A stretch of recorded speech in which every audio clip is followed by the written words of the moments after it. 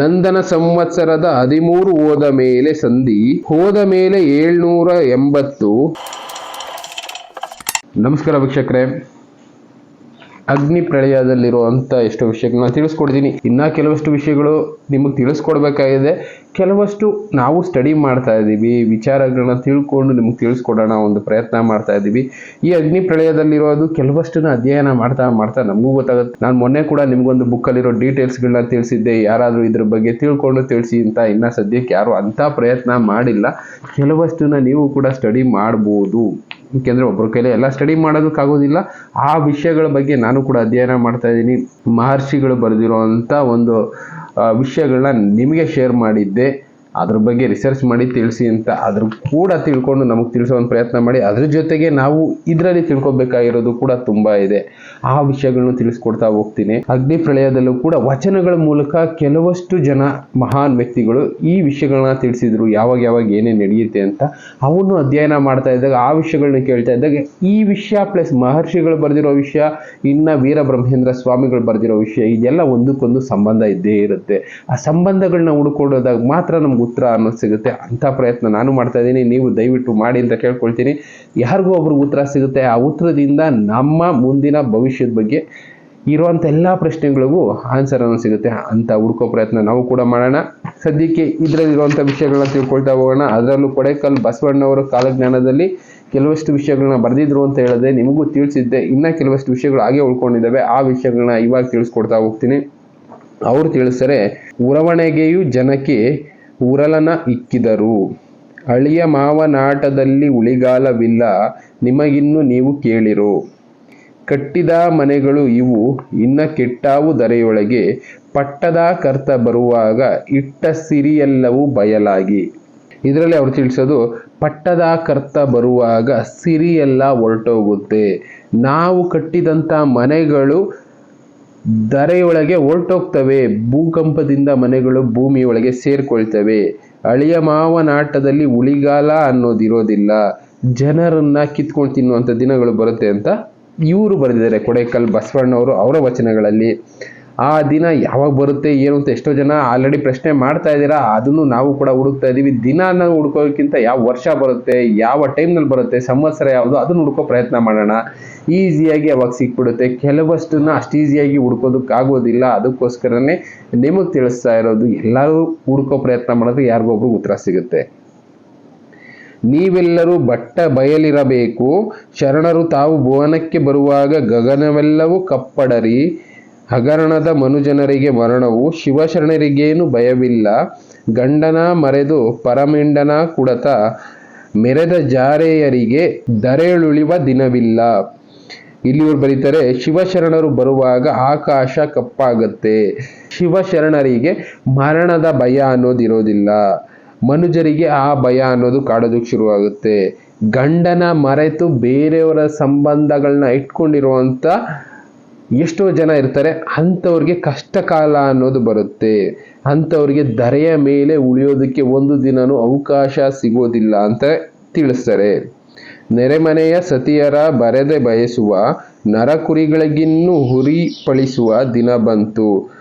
ಜೊಳ್ಳು ಜೊಟ್ಟಿಯು ಹಾರಿ ಗಟ್ಟಿತಾ ಉಳಿಯುವುದು, ಸುಳ್ಳು ಮನುಜರಿಗೆ ಉಳಿವಿಲ್ಲ, ಉಳಿವಿಯ ಅಣ್ಣ ಬರುವಾಗ ದಳ್ಳುರಿಯು ಮೇಳೈಸಿ ಬರುತ್ತದೆ ನೋಡ. ಉಳಿವಿಯ ಚನ್ನಬಸವಣ್ಣ ಬರುವಾಗ ಜೊಳ್ಳು ಬೀಜಗಳೆಲ್ಲ ಹೊರಟೋಗ್ತವೆ, ಗಟ್ಟಿ ಬೀಜಗಳು ಮಾತ್ರ ಉಳಿತವೆ ಅಂತ ಇವರು ತಿಳಿಸ್ತಾರೆ. ನಾವು ಈ ಗಟ್ಟಿ ಬೀಜ ಅನ್ನೋ ವಿಷಯಗಳನ್ನ ಸಲೈ ಸೋಮಶೇಖರ್ ಸರ್ ಜೊತೆ ತುಂಬಾ ವಿಷಯಗಳನ್ನ ಡಿಸ್ಕಸ್ ಮಾಡುವಾಗ ಅವರು ಕೂಡ ತಿಳಿಸಿದ್ದಾರೆ. ಗಟ್ಟಿ ಬೀಜ ಅನ್ನೋದನ್ನ ಭೂಮಿ ಮೇಲೆ ಸೃಷ್ಟಿ ಮಾಡಿ ಆಗಿದೆ. ಅಂಥ ಬೀಜಗಳನ್ನ ಶೇಖರಣೆ ಮಾಡೋ ಪ್ರಯತ್ನದಲ್ಲಿ ತುಂಬಾ ಮಹಾನ್ ವ್ಯಕ್ತಿಗಳಿದ್ದಾರೆ ಅಂತ ಅವರು ತಿಳಿಸಿದ್ದಾರೆ. ಇವರು ಅದನ್ನೇ ತಿಳಿಸ್ತಾ ಇದ್ದಾರೆ. ಜೊಳ್ಳು ಬೀಜಗಳೆಲ್ಲ ಹಾರೋಗ್ತವೆ, ಗಟ್ಟಿ ಬೀಜಗಳು ಮಾತ್ರ ಉಳ್ಕೊಳ್ತವೆ ಅಂತ ತಿಳಿಸ್ತಾರೆ. 18 ಜಾತಿಗಳು ಒಂದಾಗುವ ಸಮಯಕ್ಕೆ ಅದುಗೆಡು ರಾಜರಾಜಸವು, ಮದುಮಗನು ಬರುತ್ತಾನೆ ಉತ್ತರ ದಿಕ್ಕಿನಿಂದ, ನದಿ 3 ಜಲವ ಕಲುಕುತ್ತಲಿ. ಬಸವಣ್ಣನವರು ಮತ್ತೆ ಹುಟ್ಟಿ ಬರುವಾಗ, ಅಂದ್ರೆ ಅದೇ ರೂಪದಲ್ಲಿ ಬರೋದಿಲ್ಲ, ಬೇರೆ ರೂಪದಲ್ಲಿ ಬರುವಾಗ 18 ಜಾತಿಗಳು ಒಟ್ಟಾಗಿ ಬದುಕ್ತವೆ. ರಾಜರಸವು ಹದಗೆಡುತ್ತದೆ, ಮದುಮಗನು ಬರುತ್ತಾನೆ ಉತ್ತರ ದಿಕ್ಕಿನಿಂದ. ಉತ್ತರ ದಿಕ್ಕಿನಿಂದ ಈ ವ್ಯಕ್ತಿ ಬರ್ತಾನೆ ಅಂತ ತಿಳಿಸ್ತಾರೆ. 3 ನದಿಗಳ ನೀರು ಒಟ್ಟಿಗೆ ಸೇರಿ ಕಲಕುತ್ತದೆ, ಸೇರ್ಕೊಂಡು ಒಂದು ನದಿಯಾಗಿ ಹರಿಯುತ್ತೆ. ಅಂತ ಟೈಮ್ನಲ್ಲಿ, ಅಂತ ದಿನಗಳಲ್ಲಿ ಇವೆಲ್ಲ ನಡೆಯುತ್ತೆ ಅಂತ ತಿಳಿಸ್ತಾರೆ. ವಿಖ್ಯಾತ ವೀರ ಮಡಿವಾಳ ಧೀರ ಚನ್ನಬಸವಣ್ಣ ಮತ್ತವರ ನುಡಿವ ಆಜ್ಞೆಗಳು. ಪೂರ್ವಕ್ಕೆ ಬಂದು ನಿಲ್ಲುವಾಗ ರಾಕ್ಷಸರು ಅಳಿವುದಾಹುತವು. ನಂದನ ಸಂವತ್ಸರದ 13 ಹೋದ ಮೇಲೆ ಸಂಧಿ, ಹೋದ ಮೇಲೆ 780 ಮಂದರ ಗಿರಿವಾಸ ಮರ್ತ್ಯಕ್ಕೆ ಬರುತ್ತಾನೆ ಉಸಿಯಲ್ಲದೋ ಗುರು ಪ್ರಭುದೇವ ಸಾರಿದನು. ಇಲ್ಲಿ ತಿಳಿಸ್ತಾರೆ ಒಂದು ಮಾತು, ಅದು ಮಡಿವಾಳ ಧೀರ ಚನ್ನಬಸವಣ್ಣನವರು ಪಶ್ಚಿಮಕ್ಕೆ ನೀವೆಲ್ಲ ತೊಲಗಿ, ಅಂದ್ರೆ ಪೂರ್ವದಲ್ಲಿರೋರೆಲ್ಲ ಪಶ್ಚಿಮಕ್ಕೆ ಹೋಗಿ ಅಂತ ತಿಳಿಸ್ತಾರೆ. ಪೂರ್ವಕ್ಕೆ ಬಂದು ನಿಲ್ಲುವಾಗ ರಾಕ್ಷಸರು ಅಳಿವುದುಹುತವು, ಪೂರ್ವದಲ್ಲಿ ರಾಕ್ಷಸರ ಆಟ ಅನ್ನೋದು ಜಾಸ್ತಿ ಆಗುತ್ತೆ ಅಂತ ತಿಳಿಸ್ತಾರೆ. ಅದರಲ್ಲಿ ಇನ್ನೊಂದು ಪಾಯಿಂಟು ಅರ್ಥ ಮಾಡ್ಕೋಬೇಕಾಗಿರೋದು, ನಂದನ ಸಂವತ್ಸರ 13 ಹೋದ ಮೇಲೆ, ನಂದನ ಸಂವತ್ಸರ 13 ಆದ ಮೇಲೆ, ಅಂದ್ರೆ ಇವರ ಆಗಿನ ಕಾಲದಲ್ಲಿ ಬರೆದಿದ್ದಾರಲ್ಲ, ಬಸವಣ್ಣವರ ಕಾಲದಿಂದ 13 ಸಂವತ್ಸರಗಳು ಪ್ಲಸ್ ಇನ್ನೊಂದು ಬರೀತಾರೆ ಸಂಧಿ ಹೋದ ಮೇಲೆ 780, ಅಲ್ಲಿಂದ 780 ವರ್ಷಗಳ ಲೆಕ್ಕಕ್ಕೆ ಒಂದು ಅಂದಾಜಲ್ಲಿ ಲೆಕ್ಕ ಇಟ್ಕೊಂಡ್ರು. ಸಂವತ್ಸರಗಳು 13 ಸಂವತ್ಸರ ಅಂದ್ರೆ 60 ವರ್ಷಗಳು ಒಂದು ಸಂವತ್ಸರ ಇರುತ್ತೆ. ಇವರು ಬರೆದಿರೋದು 13 ಸಂವತ್ಸರಗಳು 780 ವರ್ಷಗಳು ಆದ ಮೇಲೆ ಮಂದರ ಗಿರಿವಾಸ ಮರ್ತ್ಯಕ್ಕೆ ಬರುತ್ತಾನೆ, ಇದು ಸುಳ್ಳಲ್ಲ ನಿಜ ನಂಬಿ ಅಂತ ಕೊಡೆಕಲ್ ಬಸವಣ್ಣವರು ತಿಳಿಸ್ತಾರೆ. ನಂದನ ಸಂವತ್ಸರ ಆಗಿನ ಕಾಲಕ್ಕೆ, ಇವರು ಇದ್ದಿದ್ದು 12ನೇ ಶತಮಾನ, ಅವಾಗಿಂದ 780 ವರ್ಷ, ಸುಮಾರು ಒಂದು ಅಂದಾಜಲ್ಲಿ ಲೆಕ್ಕ ತಗೊಳ್ತೀವಿ ಅಂದ್ರು 1900ರಿಂದ 2000 ಈ ಟೈಮ್ನಲ್ಲಿ ಅವರ ಜನ್ಮ ಅನ್ನೋದು ಆಗುತ್ತೆ ಅಂತ ಇವರು ತಿಳಿಸ್ತಾರೆ. ಇನ್ನು ಪೂರ್ವದಲ್ಲಿ ರಾಕ್ಷಸರ ಆಟ ಅನ್ನೋದು ಜಾಸ್ತಿ ಆಗುತ್ತೆ, ಪಶ್ಚಿಮ ದಿಕ್ಕಿನ ಕಡೆಗೆ ಹೊರಟೋಗಿ ಎಲ್ಲ ಅಂತ ಇವರು ತಿಳಿಸ್ತಾರೆ. ಪೂರ್ವದಲ್ಲಿ ರಾಕ್ಷಸರ ಆಟ ಅಂದ್ರೆ ಈಗ ಚೈನಾ ಆಗ್ಬೋದು, ಈ ಕಡೆ ಈಗ ಬಾಂಗ್ಲಾ ಆಗ್ಬೋದು, ಇನ್ನೊಂದು ದೇಶ ಆಗ್ಬೋದು, ಪೂರ್ವದಲ್ಲಿ ಸ್ವಲ್ಪ ತೊಂದರೆ ಕೊಡೋರು ಜಾಸ್ತಿ ಆಗ್ತಾ ಇದ್ದಾರೆ, ರಾಕ್ಷಸರ ಆಟ ಜಾಸ್ತಿ ಆಗುತ್ತೆ. ಆದಷ್ಟು ಪಶ್ಚಿಮ ದಿಕ್ಕಿನ ಕಡೆಗೆ ಮುಖ ಮಾಡಿ ಅಂತ ಹೇಳ್ತಾರೆ. ಪಶ್ಚಿಮ ದಿಕ್ಕು ಈಗಿರುವಂಥದ್ದು ನಾವಿರುವಂಥ ಕರ್ನಾಟಕದ ಭಾಗ ಆಗಿರುತ್ತೆ, ಈ ದಿಕ್ಕಿನ ಕಡೆ ಮುಖ ಮಾಡಿ ಅಂತ ಎಲ್ಲರಿಗೂ ತಿಳಿಸ್ತಾರೆ. ಅದರಲ್ಲೂ ಉಳುವಿ ಒಂದು ಜಾಗ ಉಳ್ಕೊಳ್ಳುತ್ತೆ ಅಂತ ಹೇಳಿದಾರಲ್ಲ, ಅದ್ರ ಬಗ್ಗೆನೂ ನಿಮ್ಗೆ ಎಷ್ಟೋ ಪ್ರೋಗ್ರಾಮಲ್ಲಿ ತಿಳಿಸಿದ್ದೀನಿ. ಉಳುವಿ ಜೊತೆ ಕೆಲವಷ್ಟು ಭೂಭಾಗ ಉಳ್ಕೊಳ್ಳುತ್ತೆ ಅಂತ ಸೈಂಟಿಸ್ಟ್ಗಳು ಹೇಳಿದ್ದಾರೆ. ಈಗ ನಾನು ಮೊನ್ನೆ ಕೂಡ ಪುದುಕೋಟೆ ಸರೌಂಡಿಂಗು ಹೋಗಿ ಬಂದಿದ್ದೆ ಅಂತ ಹೇಳಿದಲ್ಲ, ಪುದುಕೋಟೆ ಸರೌಂಡಿಂಗಲ್ಲಿ ಮೈಬಜಿ ಸಾಳೈ ಅಂತ ಒಂದು ಪ್ಲೇಸ್ ಇದೆ, ಮೈಬಳಿ ಸಾಳೈ ಅಂತ ಕರೀತಾರೆ. ಆ ಪ್ಲೇಸು ಕೂಡ ಸೇಫ್ ಆಗಿರೋ ಜಾಗಗಳಲ್ಲಿ ಒಂದು ಅನ್ನೋದು ಸೈಂಟಿಸ್ಟ್ಗಳ ವಾದ. ಅವರು ಕೊಟ್ಟಿರುವಂಥ ಒಂದು ಮ್ಯಾಪಿನ ಪ್ರಕಾರ, ನಾವು ಆಲ್ರೆಡಿ ಎಷ್ಟೋ ಸಲ ಮ್ಯಾಪ್ ತೋರಿಸಿದ್ದೀವಿ ನಿಮಗೆ, ಆ ಮ್ಯಾಪಲ್ಲಿರೋ ಪ್ರಕಾರ ಈ ಪೋರ್ಷನ್ನು, ಬೆಟ್ಟ ಗುಡ್ಡಗಳ ಮಧ್ಯೆ ಇರುವಂಥ ಒಂದು ಪೋರ್ಷನ್ನು ಯಾವತ್ತೇ ಆಗಲಿ ಸೇಫ್ ಆಗಿರುತ್ತೆ. ಈ ಪುದುಕೋಟೆ ಕೂಡ ಸಮುದ್ರ ಮಟ್ಟದಿಂದ ಸ್ವಲ್ಪ ಎತ್ತರವಾದ ಜಾಗದಲ್ಲಿದೆ, ಪ್ಲಸ್ ಸಮುದ್ರದ ಅಲೆಗಳು ಎಂಥ ಮಟ್ಟಕ್ಕೆ ಬಂದರೂ ಅಲ್ಲಿ ತನಕ ಬರೋದಿಲ್ಲ.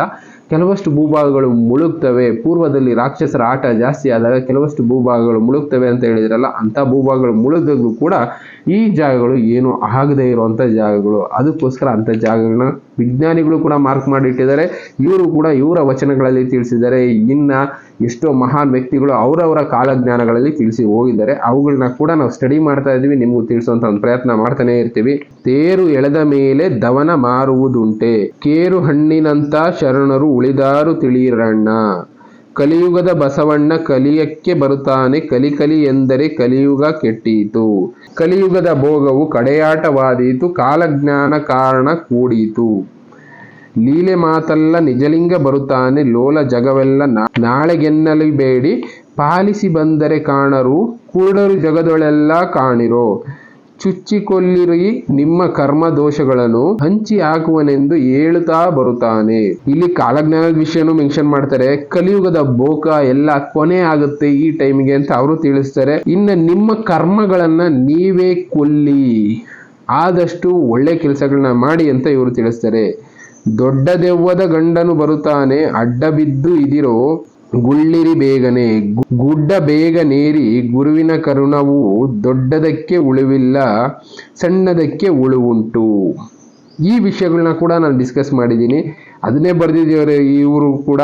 ಗುಡ್ಡ ಬೇಗನೇರಿ ಗುರುವಿನ ಕರುಣವ ಕಾಣಿರೋ, ಗುರುನ ಹುಡುಕೊಳ್ಳಿ, ಗುರುವಿನಿಂದ ಕರುಣೆ ಅನ್ನೋದನ್ನ ಪಡ್ಕೊಳ್ಳಿ. ದೊಡ್ಡದಕ್ಕೆ ಉಳಿಗಾಲವಿಲ್ಲ, ಸಣ್ಣದಕ್ಕೆ ಉಳಿ ಉಂಟು ಅಂತ ತಿಳಿಸ್ತಾರೆ. ಈಗ ಭೂಮಿ ಮೇಲೆ ಇರುವಂಥ ಜನಸಂಖ್ಯೆ, ದೊಡ್ಡ ಮಟ್ಟದಲ್ಲಿರುವಂಥ ಜನಸಂಖ್ಯೆ, ಉಳಿಗಾಲ ಅನ್ನೋದು ಕಡಿಮೆ ಆಗುತ್ತೆ. ಯಾರು ಗುರುವಿನ ಮೊರೆ ಹೋಗ್ತಿರೋ ಅಂಥವ್ರಿಗೆ ಉಳಿಗಾಲ ಸಿಗುತ್ತೆ ಅಂತ ಇವರು ಬರೆದಿದ್ದಾರೆ. ಅಗಳದಲ್ಲಿ ಜನಿಸಿದ ಅಣ್ಣತಾ ಬರುತ್ತಾನೆ, ಹೋಗುವರೆ ನೀಟಾಗಿ ಹೊರಟ ಹೆಚ್ಚೀತು, ಸಗುಣ ನಿರ್ಗುಣ ನಿಜಲಿಂಗ ದೇವರ ದೇವ, ಅಗಿಯೇ ಪಾಪದ ಬೇರು ಚಲದಂಕ ಬರುತ್ತಾನೆ. ಇದರಲ್ಲಿ ಕೆಲವೊಂದು ಗೂಢಾರ್ಥಗಳಿದಾವೆ, ಅದನ್ನ ನಾವು ಅರ್ಥ ಮಾಡ್ಕೋಬೇಕಷ್ಟೇ. ಕೋಲು ಇಲ್ಲದ ಕೊಲೆ, ಹಗ್ಗವಿಲ್ಲದೆ ಪೆಟ್ಟು. ಕೋಲು ಇಲ್ಲದೆ ಕೊಲೆ ಆಗ್ತೀರಾ ಅಂದರೆ ಯೋಚನೆ ಮಾಡಿ ಯಾವ ಮಟ್ಟಕ್ಕೆ ಪ್ರಕೃತಿನಲ್ಲಿ ಬದಲಾವಣೆಗಳು ಆಗುತ್ತೆ ಅಂತ.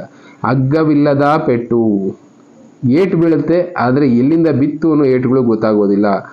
ಸೋಲು ಗೆಲುವು ಬೇಕೆಂದು ದುರ್ಗೆರು ಬರುತ್ತಾರೆ, ಗಲಿಬಿಲಿ ಹುಟ್ಟೀತು ಎರಡೇಳು ಲೋಕಕ್ಕೆ, ಉತ್ತರ ದಿಕ್ಕಿಗೆ ಉರಿದೆದ್ದು ಬರುತ್ತದೆ ಕೇಳಿರಣ್ಣ.